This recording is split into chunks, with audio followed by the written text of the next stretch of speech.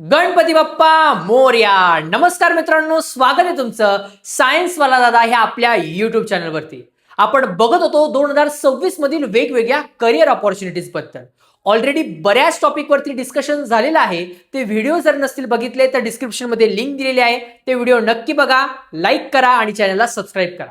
आज एका नवीन फील्ड बद्दल आपण बघणार आहोत आणि ती आहे सॉफ्टवेअर टेस्टर. सॉफ्टवेअर टेस्टर नक्की काय काम करतो, डेली काम कसं चालतं, स्किल्स कोणकोणत्या लागतात, कोडिंग लागते का, सॅलरी किती असते, फ्रेशर्सने सुरुवात कशी करायची आणि हा रोल तुमच्यासाठी आहे की नाही यासाठी व्हिडिओ शेवटपर्यंत बघा. म्हणजे तुमचा एक डाऊट क्लिअर झालेला असेल, सॉफ्टवेअर टेस्टर हा रोल तुमच्यासाठी आहे की नाही. सॉफ्टवेअर टेस्टर म्हणजे नक्की कोण? Software tester is equal to bug hunter किंवा क्वालिटी प्रोटेक्टर. डेव्हलपर हा फक्त सॉफ्टवेअर बनवतो, पण त्यानंतर काय? मग सॉफ्टवेअर टेस्टर हे सॉफ्टवेअर परफेक्ट आहे का, कस्टमरला प्रॉब्लेम येणार का, ऍप क्रॅश तर होणार नाही, हे सगळ्या गोष्टी चेक करतो. सॉफ्टवेअर टेस्टरचा एकच गोल, एंड युजरला कुठल्याही प्रकारचा एरर दिसता कामा नये. एक रिअल लाईफ एक्झाम्पल घेऊया. तुम्ही फोन पे किंवा गुगल पे वापरतातच. पेमेंट करताना जर ऍप हँग झाला तर किती चिडचिड होईल, कंपनीचं रेप्युटेशन सुद्धा जाईल. मग सॉफ्टवेअर टेस्टर ह्या सगळ्या गोष्टी अगोदरच चेक करतो. रॉंग इनपुट दिलं असता काय होईल, इंटरनेट स्लो झालं तर काय होईल, बटन दोनदा क्लिक केल्यावर काय, एरर पकडतो आणि डेव्हलपर त्याला फिक्स करतो. ही प्रोसेस कंटिन्यू चालत असते. टेस्टर कंटिन्यू काही ना काही चुका काढत असतो डेव्हलपरने दिलेल्या कोड मधून आणि डेव्हलपरला ते सॉल्व्ह करायचं असतं. मग डेव्हलपरची एका पॉइंटला चिडचिड सुरू होऊन जाते. मग टेस्टर डेव्हलपरला काय म्हणत असेल माहितीये, कितने हैं ये बग, कोई एंड नहीं होता क्या, आजकल अच्छा कोड लिखने का मन नहीं होता क्या, और रोते क्यों हो बोला कोई बग आने पर, क्या तुम्हारे यहाँ बॅकअप पे कोई फ्रेशर्स नहीं होता क्या. अशा छोट्या मोठ्या गोष्टी आयटी फील्ड मध्ये चालूच असतात. आता कस्टमर हॅप्पी म्हणजे तुमचा प्रोजेक्ट हा सक्सेसफुल होणार, एवढं मात्र नक्की. आणि यासाठी सॉफ्टवेअर टेस्टर हा महत्वाचा रोल परफॉर्म करत असतो.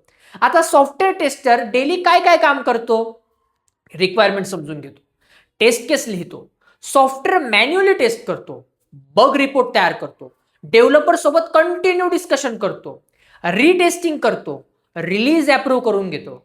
फुल डे लॉजिक, ऑब्झर्वेशन आणि पेशन्स या 3 गोष्टींवरती तो काम करतो. आता मार्केटमध्ये 2 महत्वाचे टेस्टिंग सिनारिओ आहेत. एक आहे मॅन्युअल टेस्टिंग आणि एक आहे ऑटोमेशन टेस्टिंग. या अगोदर मॅन्युअल टेस्टिंगच्या बऱ्याच जॉब ऑपॉर्च्युनिटीज होत्या, पण बऱ्याच गोष्टी आता ऑटोमेशन कडे चालल्या आहेत.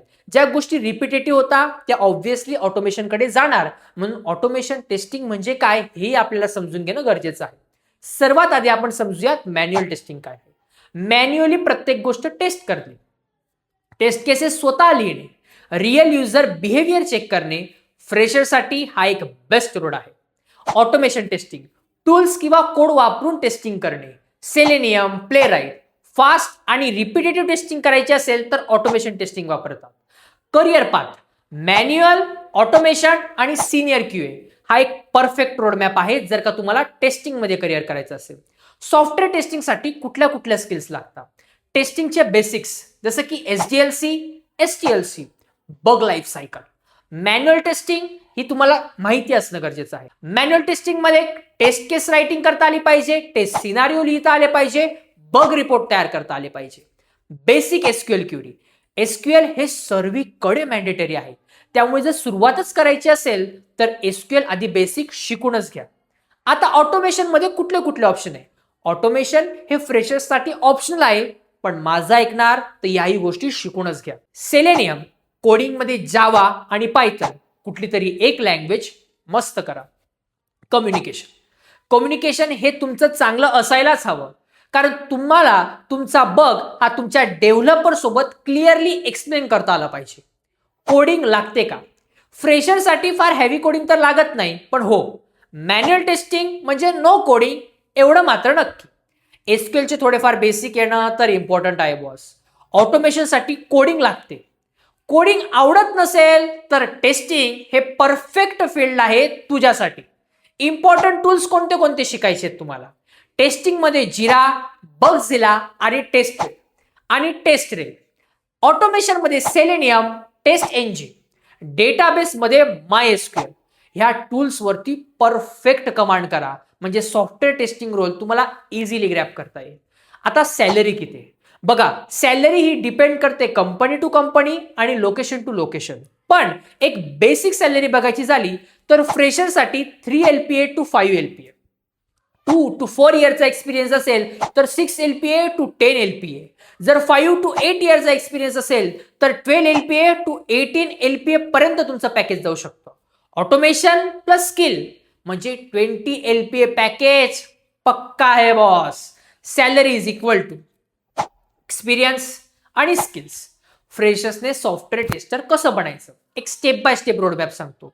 टेस्टिंगचे फंडामेंटल शिका, मॅन्युअल टेस्टिंग मध्ये मास्टर व्हा, SQL चे बेसिक शिका, रिअल ऍप्लिकेशन टेस्ट करायला शिका, बग रिपोर्ट तयार करा आणि रिझ्युमे मध्ये प्रोजेक्ट टाका.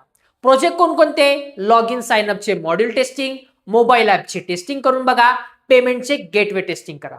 प्रोजेक्ट मध्ये दाखवा test cases, bug report, screenshot आणि टेस्ट समरी.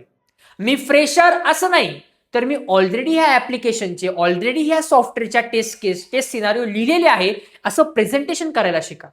रिझ्युमे मध्ये क्लिअर स्किल ह्या मेन्शन करा, प्रोजेक्ट एक्सप्लेन करा, बग एक्सप्लेन करा. 1 पेज रेझ्युमे हे मॅन्डेटरी आहे. आता सॉफ्टवेअर टेस्टिंग हे तुम्ही का चूज करायला हवं?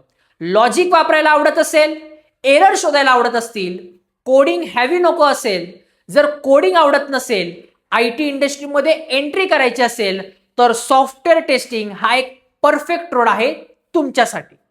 बघा, आपण नेहमी कंप्लेंट करत असतो की नाही की यार आज आम्ही जे शिकतोय त्याचा आणि भविष्यात करणाऱ्या कामाचा काही संबंध असणार नाहीये. म्हणूनच सांगतो, हा जो रोडमॅप आहे त्याच्यावर आत्तापासूनच थोड्या पावलांनी का असेना पण सुरुवात करा. कारण ज्यावेळेस तुम्ही कंपनीत जाता आणि इंटरव्ह्यू देतात ना मित्रांनो, त्यावेळेस कंपनीसाठी तो फक्त एक इंटरव्ह्यू असतो, पण त्यामागे तुम्ही केलेली मेहनत, त्यामागे तुमच्या परिवाराच्या असलेल्या आशा, याचा कंपनीला काहीही फरक पडत नाही. आणि म्हणूनच त्यासाठी आत्तापासूनच थोड्या पावलांनी सुरुवात करा. जे काही मुलं ग्रॅज्युएशनहून बाहेर पडता त्या मित्रांशी कनेक्ट व्हा. त्यांना पण ही गोष्ट वाटत असते की काश आम्हाला या गोष्टी अगोदर माहित असत्या ना तर कदाचित आम्ही आज अजून काहीतरी बेटर करू शकलो असतो. असो, तुम्हाला गायडन्स करण्यासाठी सायन्सवाला दादा आणि सायन्सवाला दादाची पूर्ण टीम नेहमी तुमच्या पाठीशी आहे. आणि हो, याचा पूर्ण रोडमॅप, चांगल्या नोट्स आणि क्वेश्चन जर का तुम्हाला हवे असतील तर टेलिग्राम चॅनलवरती जॉईन व्हा. त्याची लिंक हे आपल्या कमेंट बॉक्समध्ये पिन करून ठेवलेली असेल. इंस्टाग्रामला फॉलो करून ठेवा आणि आपल्या चॅनलला सबस्क्राईब करून ठेवा. भेटूयात पुढच्या व्हिडिओमध्ये एक नवीन फील्ड घेऊन.